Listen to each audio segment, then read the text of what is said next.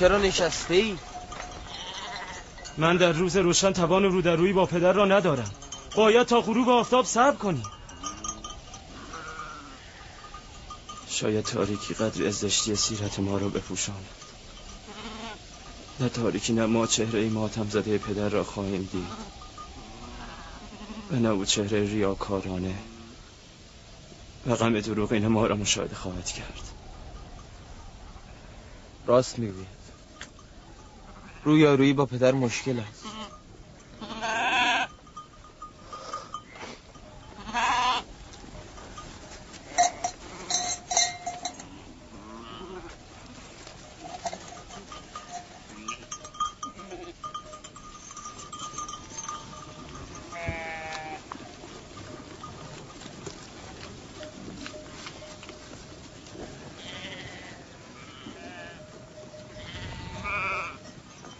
این پیراهن را که همین گونه نمیتوانیم با خود نزد پدر ببریم. او نمیپرسد اگر گرگ یوسف را دریده پس خونه این پیراهن کجاست؟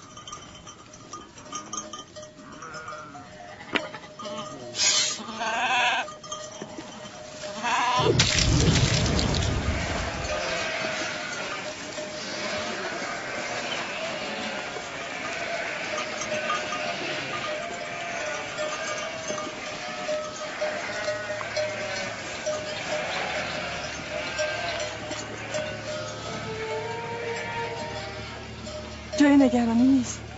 هنوز دیر نکردن. آنها همیشه در روشنایی و پیش از غروب آفتاب باز می‌گشتند. امروز دیر کردند. حتما با یوسف به بازی و تفریح مشغول شده و گذر زمان را فراموش کردن.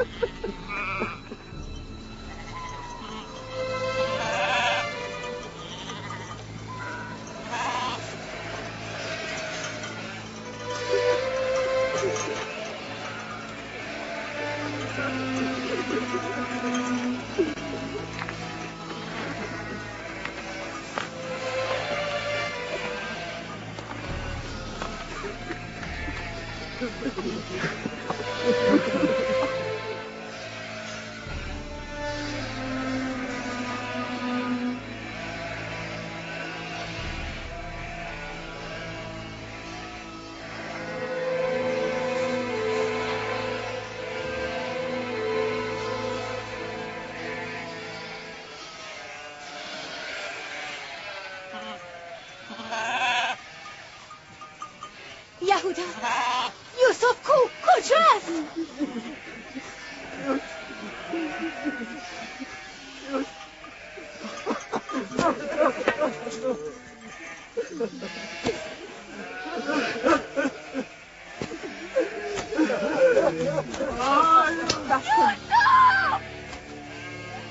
ساکت شوید. یهودا، شمعون، روبین با شما هستم. ساکت شوید.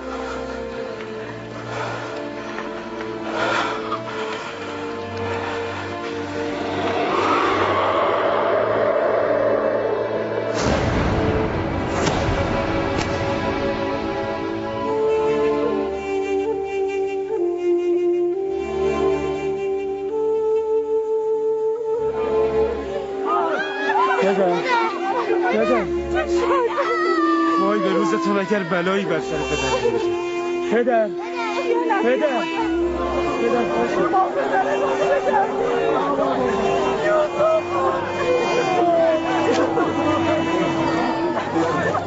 خدا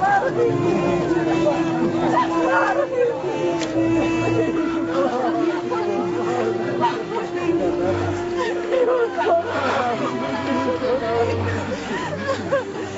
شده لاوی؟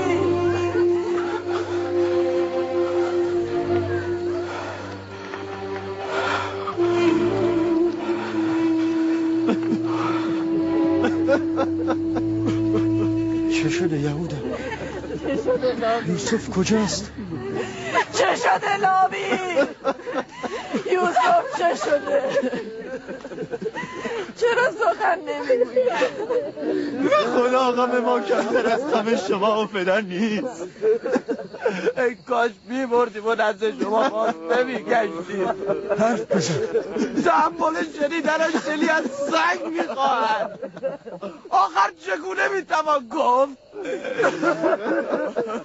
من تحمل شنیدن هر گونه خبری را دارم. بگویید چه شده؟ چه بلایی بر سر یوسف من آمده؟ من و برادرانم نیز دقیقا نمیدانیم چه رخ داده، چون هنگام فاجعه آنجا نبودیم.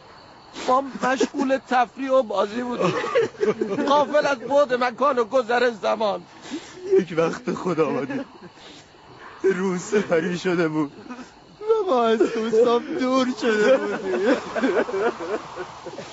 چون یوسف را توانایی دویدن و بازی کردن با ما نبود، اون رو نزد لباس اساس خود گذاشتیم. به سرعت به سوی یوسف بازگشتیم، ولی اثری از یوسف نیامد. لباس و اساس بود اما یوسف نبود. فقط پیراهن خونین او را یافت. آه یوسف، آیا هیچ عضوی از یوسف من بر جای نمانده تا بر آن گریه کنم یا او را در گور نهاده به یادگار مزاری بر آن بنا کنم؟ بسیار گشتیم اما به جز این پیراهن اثری از او نیافتیم. گرگان وجود نازنین را از هم دریده بود.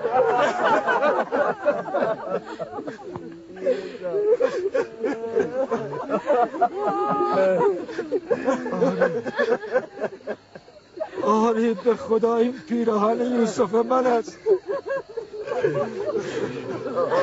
بوی او را میشنوم.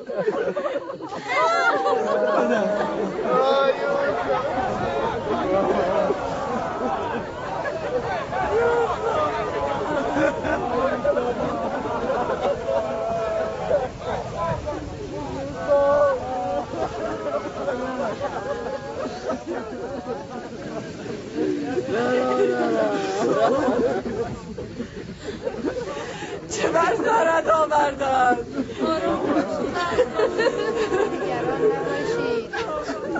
جواب خواهرم را چه بدهم؟ او فرزندانش را به من سپرده بود. نفرین بر آن گرگ‌هایی که تو را دریدم. آب تو را چگونه تحمل کنم؟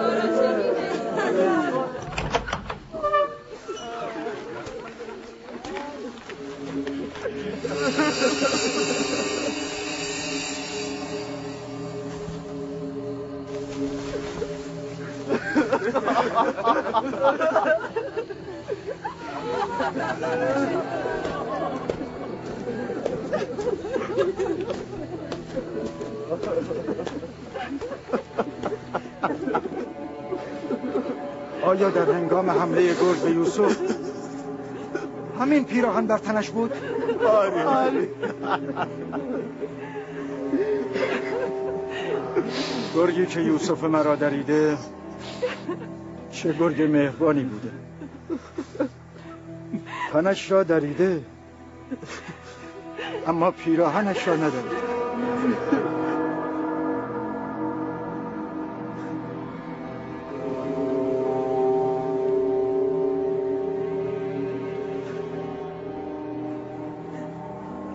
تعبیر خوابی است که نبی خدا دیدن. خوابی که در آن 10 گرگ میخواستند به کودکی آسیب بزنند. نه یوسف من از گرگ آسیب ندیده. گواه من این پیراهن است. یهودا، اگر یوسف را گرگ دریده چرا پیراهنش را ندریده؟ این پیراهن چرا سالم است؟ ما تا به حال متوجه این مطلب نشده بودیم. عجیب است مادر، این پیراهن چرا سالم است؟ راست میگویید، این چگونه ممکن است؟ چه اتفاقی افتاده شمعون؟ حقیقت چیست؟ ما هم نمیدانیم. واقعا حیرت آور است.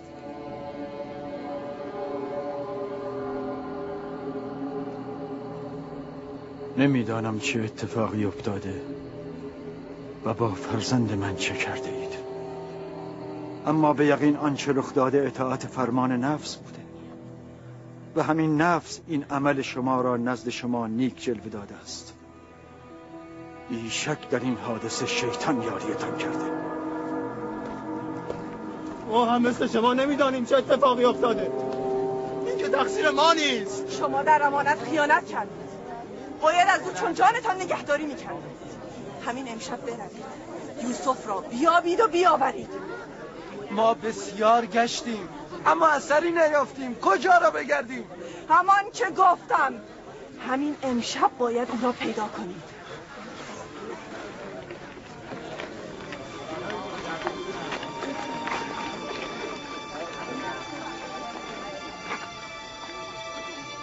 بروید. باید برای پیدا کردن یوسف تدبیری اندیشید.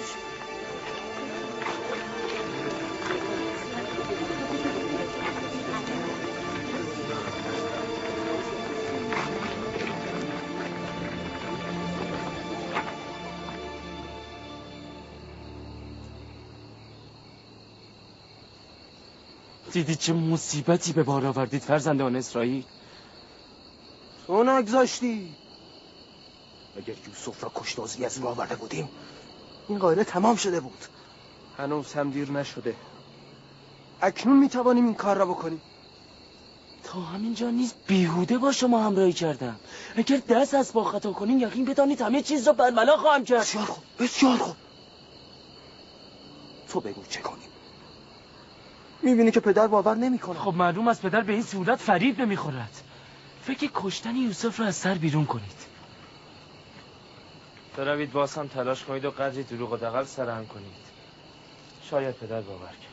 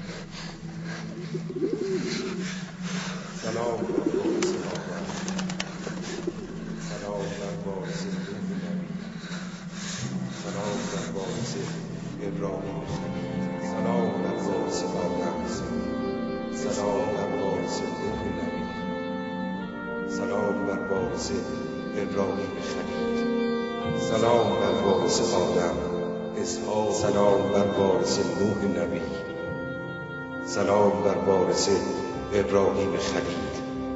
سلام بر وارث اسحاق و یعقوب نبی. سلام بر وارث آدم. سلام بر وارث نوح نبی. سلام بر وارث ابراهیم خلیل. سلام بر وارث اسحاق و یعقوب نبی. و سلام بر یوسف صدیق. سلام. تو کیستی؟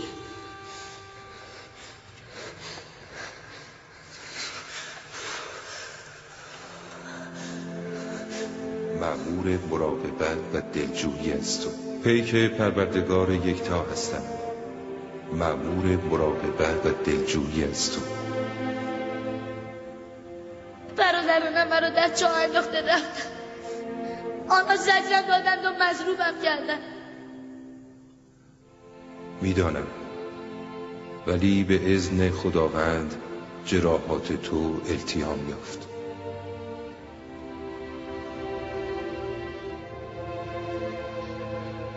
جراحات قلبم چگونه التیام خواهد یافت؟ آنها به من ستم کردند. تقاضای مجازاتشان را داری؟ نه آنها برادران من هستند. اما چرا آنها این همه با من دشمنی کردند؟ من چه بدی با آنها کرده بودم؟ برادرانت بنیان بدی را گذاشتند. ستمی را که فرزندان اسرائیل با تو و پدرشان کردند، از این پس فرزندانشان با دیگر انبیا خواهند کرد. آنان انبیاء زیادی را رنج داده و بسیاری را خواهند کشت. هیچ پیامبری از شر آنان در امان نخواهد بود. من نگران آنانم. آنها باید توبه کنند. در آینده نه چندان دور آنان را وادار به توبه خواهی کرد. تو بر برادرانت مسلط شده و ایشان را متنبه خواهی ساخت. مرا تنها نگذار. من اینجا خیلی میترسم. یوسف باید به سختی خو کند. فراموش نکن تا یوسف به قعر چاه نیفتد به اوج جلال و جاه پر نخواهد کشید. پدرم مرا مجری رسالت داد. زمان تحقق این ملکه خواهد رسید.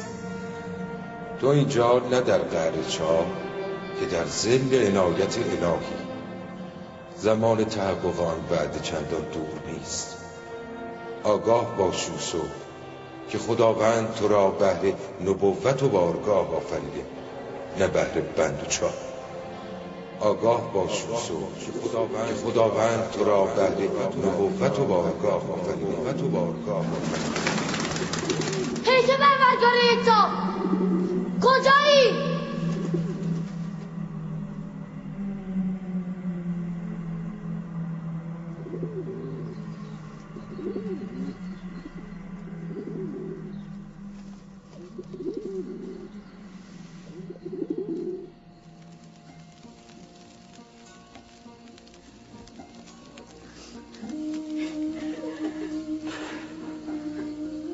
میدانم که یوسف مرا گرگ نخورده،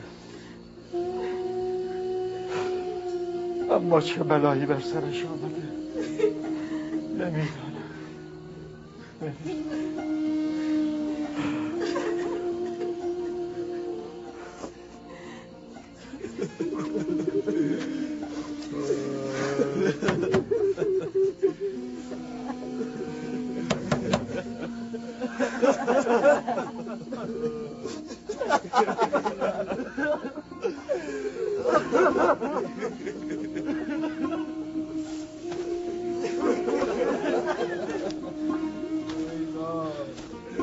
به راستی که رذل و هزار چهره ایم، ریاکار و نیرنگ بازی.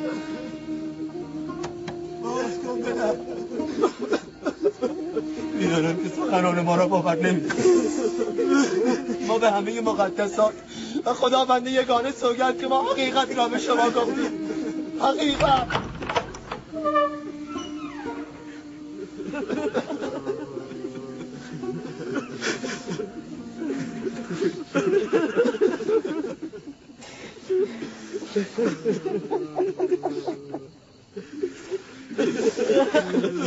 صبر زیباست و میدانم که در این مصیبت خداوند مرا یاری خواهد کرد. اما از امروز تا زمانی که از یوسف خبری نیابم شما را نخواهم بخشید.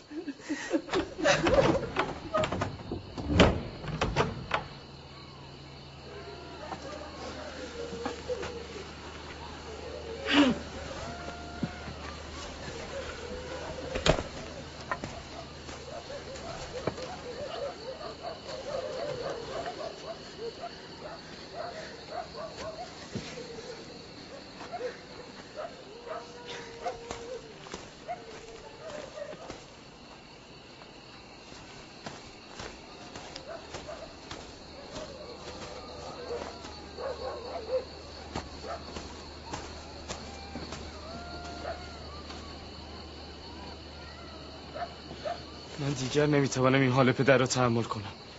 میروم که یوسف را نجات داده و نزد او بیاورم.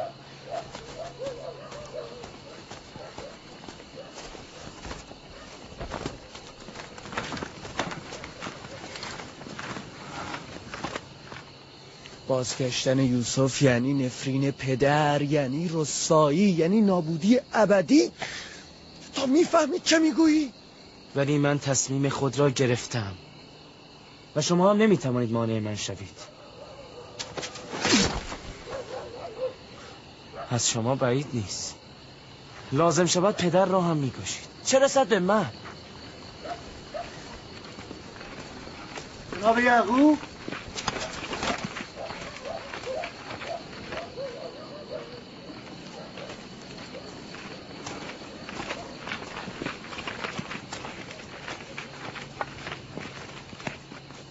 پدرتون کجاست؟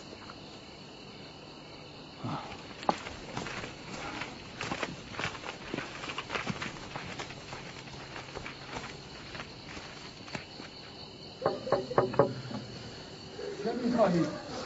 نمیخواهم شما را ببینم.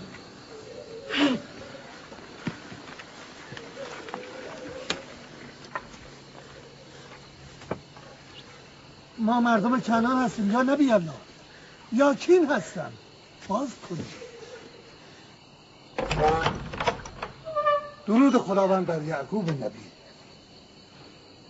درود خداوند بر شما. برای دلجویی و همدردی با نبی خدا آمدیم. اگر از ما کمکی برمی آید دریغ نداریم. هنوز نمیدانم یوسف من مرده است یا زنده. پسرانم میگویند گرگ او را خورده و این حقیقت ندارد. اگر بلای دیگر بر سرش آمده اصلا نگران نباشید. اگر زنده باشد او را پیدا میکنیم. سنگ این بیابان را جستجو خواهیم کرد. مجبوری تا صبح صبر کنید. در روشنایی روز بهتر میتوان جستجو کرد. نه، تا صبح ممکن است دیر شود. جستجو را از همین امشب باید آغاز کرد. ولی ما همه جا رو جستجو کرده ایم. چراگاه را هم گشتی؟ آری، جای آن را گشته ایم. همه جا را. ولی اثری از او پیدا نشد. باز هم میگردیم. تعداد من بیشتر از شاید اون پیدا شود. گویا شما تمایلی به جستجو ندارید. نه اگر میخواهید جستجو کنید. لباسهای مرا بیاور. از راه مکفیله به چراگاه میرویم.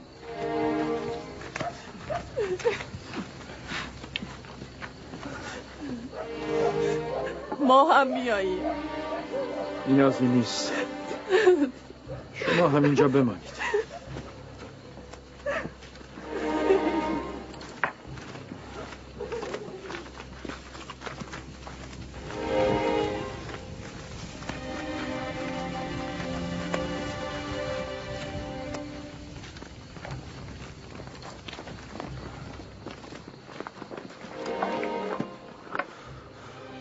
اگر یوسف را بیابند آن وقت چه اتفاقی خواهد افتاد؟ پدر تا ابد ما را نخواهد بخشید. بهتر از خودمان یوسف را نزد پدر بیاوریم و از او پوزش طلب نموده قائله را ختم کنیم. جانشینی پدر چه می شود؟ توجه و علاقه اون نسبت به ما چه می شود؟ پس از این حتی گوشه چشمی هم به ما نخواهد کرد. پدر همکنون هم هیچ توجهی به ما ندارد. این گذراست. چندی که گذشت یوسف را فراموش کرده، توجهش به ما جلب می شود. اگر امشب را بیابند چه؟ نمیابد. مگر فراموش کردی که ما یوسف را از چراگاه به جای دیگر بردیم؟ اینجا ایستادن بیفایده است. برویم در میان مردم باشیم.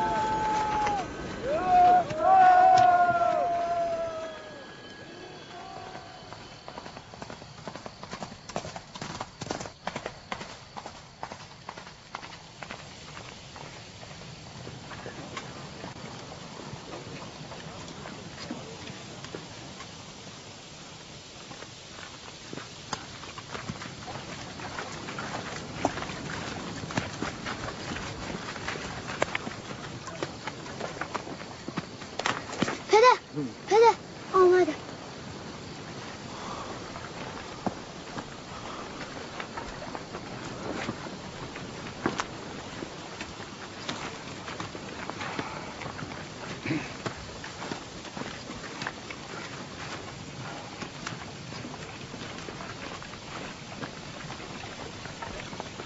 سلام بر نبی. درود بر شما.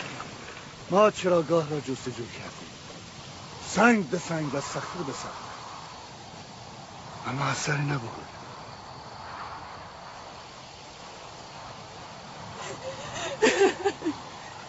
یوسف. اما آثار حرکت گله را تا دشت چاهشور دیدیم. امروز آنجا را هم جستجو. با نیز اثری از او نیافتی. کمی استراحت کنید، من هم با شما خواهم آمد.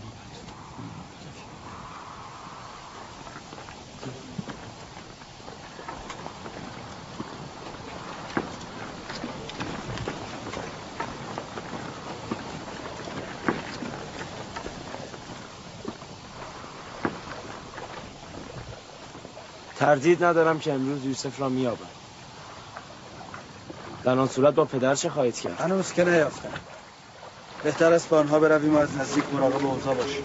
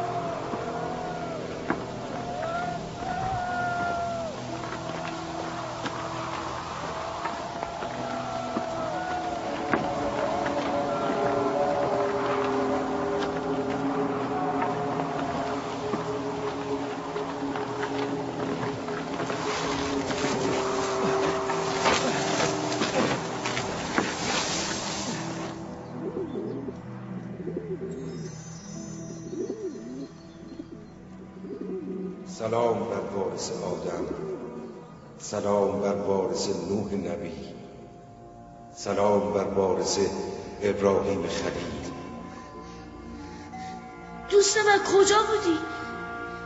از دست یوسف نخوابیدم. یوسف بهتر است با قدری سختی صیقل یافته و به مرارت خوب کنه. آیا یوسف باید در اینجا در قره چاه صیقل یافته و پرورش پیدا کند؟ یوسف دردانه برای بارور شدن ابتدا باید چون دانه در دل زمین پنهان شود و سپس رشد کرده از حصار خاک نجات یابد.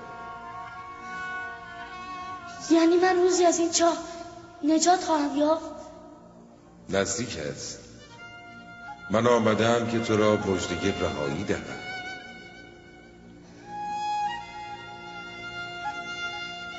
پدرم میگفت دنیا برای مؤمن همانند چاه تاریک است. پس برای تو تفاوت چندانی نکرده. بیرون و درون چاه یکیست. دلم برای پدرم تنگ شده. اگر از پدرت یعقوب جدایی، ولی اینجا با محبوب بی همتای. بیچاره پدرم، حالا او چگونه است؟ چگونه است حال کسی که عزیز از دست داده؟ نزدیک است. من آمدم که تو را مژده رهایی دهم.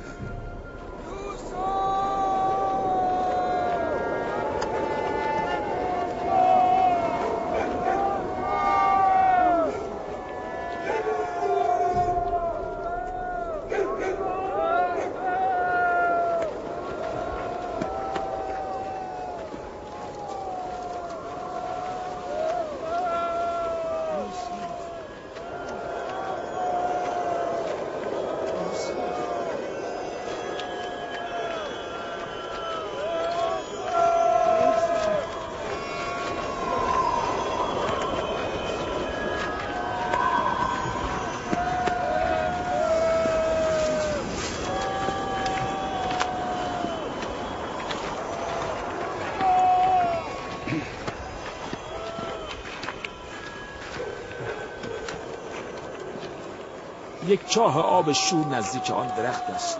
آنجا را جستجو نمی کنی؟ میدانم، ولی کسی گله را به سمت چاه آب شور نمیبرد. برم.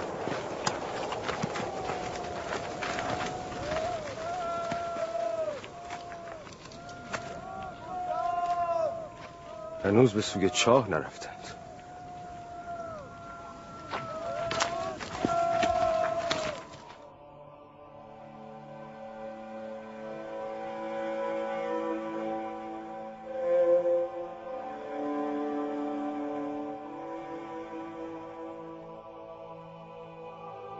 یوسف پاکسره قصد خواب ندارد.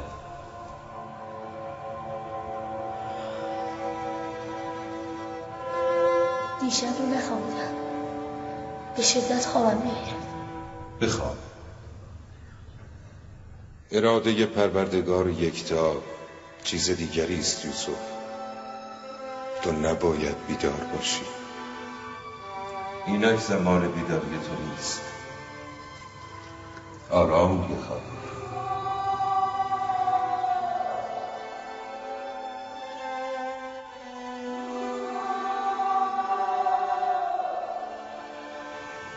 ما که همه جا را گشتیم، داخل چاه را می‌ریم. کودک است، شاید هنگام بازی درون آن افتاده. یوسف یوسف یوسف خیلی عمیق است، داخل آن دیده نمیشه.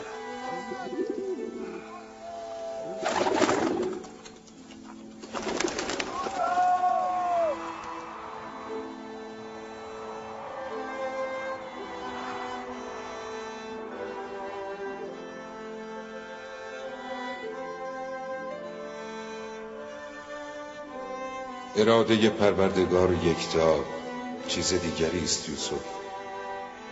تو نباید بیدار باشی و به دامان پدر نباید بازگردی.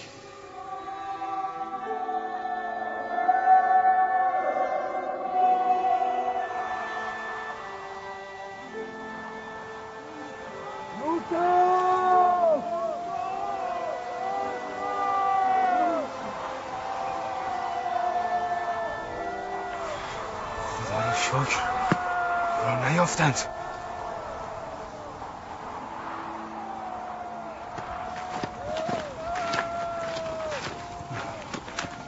یوسف چه شده؟ چرا پاسخی نداد؟ نکند وای به روزتان اگر بلایی بر سر یوسف آمده باشد.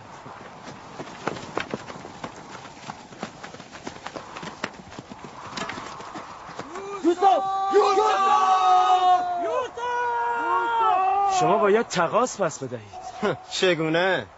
میتوانی بگویی؟ وقتی به خانه بازگشتیم خواهید دانست. مطمئنی که به خانه باز میگردی؟ از شما بعید نیست. کسانی که دستشان به خون یک برادر آلوده شده، به برادر دوم چرا آلوده نگردد؟ به برادر سوم و چهارم و در نهایت به خون پدر چرا نه؟ طوری سخن میگویی که گویا تو در این ماجرا اصلا دخالتی نداشته ای. وقتی به خانه رسیدیم به پدر بگو که نقشه دزدیدن یوسف کار که بود.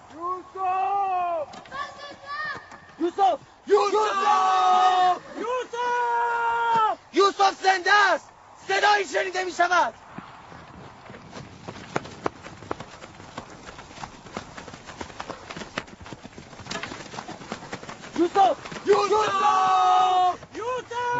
یوسف! لاوی تو هستی؟ آری، چرا جواب نمیدادی؟ خواب بودن. چه میکنی؟ همنشین جانوران شدن. به تو آسیب نزدند؟ سالمی؟ حال من خوب است، فقط کمی گرسنه‌ام.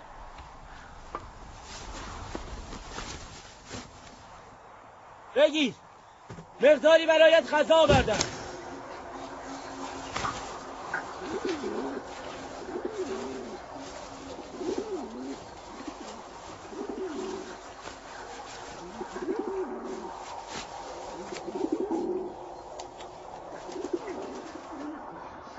حال پدر چگونه است؟ خوب نیست. تصمیم به صبر گرفته، ولی حال او خوب نیست. دعا کنید تا من نیست صبور باشم. نمیدانم چگونه غم دوری پدر را تحمل کنم. تا کنون لحظه ای از او دور نبودم.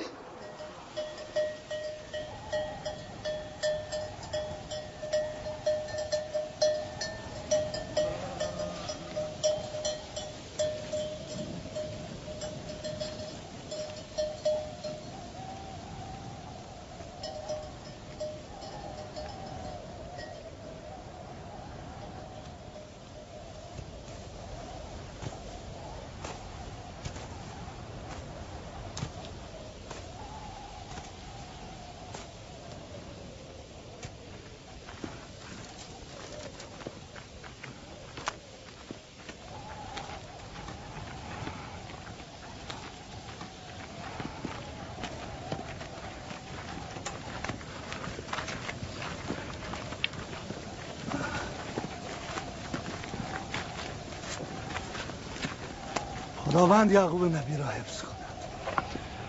متاسفانه نتوانستیم از یوسف خبری بگیریم. او در منطقه کنعان نیست. اگر بود حتما او را میافتیم. خداوند به شما جزای خیر داد. همین مقدار هم بیش از توان شما و دور از انتظار من بود. دعا کنید که خداوند یوسف را به من برگرداند.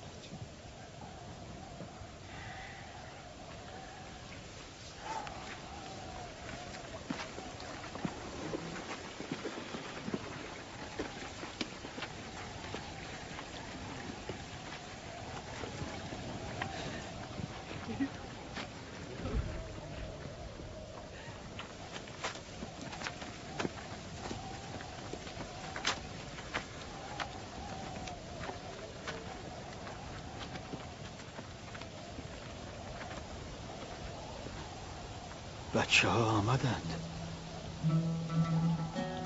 اما از یوسف خبری نیست.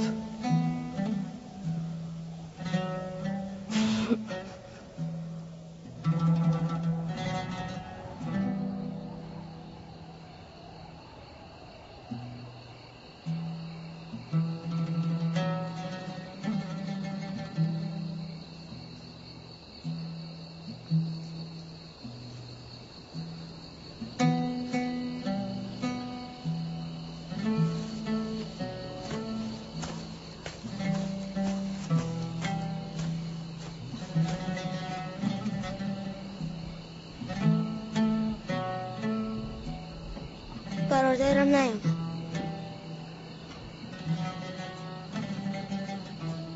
دیگر نخواهد آمد.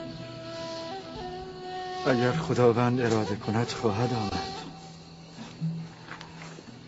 فقط باید کمی صبر کنیم و انتظار بکشیم.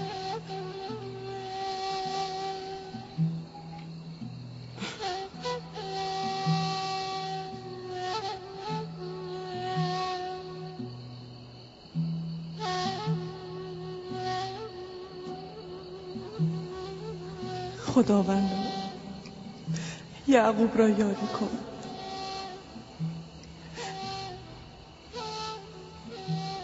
خداوند یعقوب را یاری کن. او تحمل دوری یوسف را ندارد.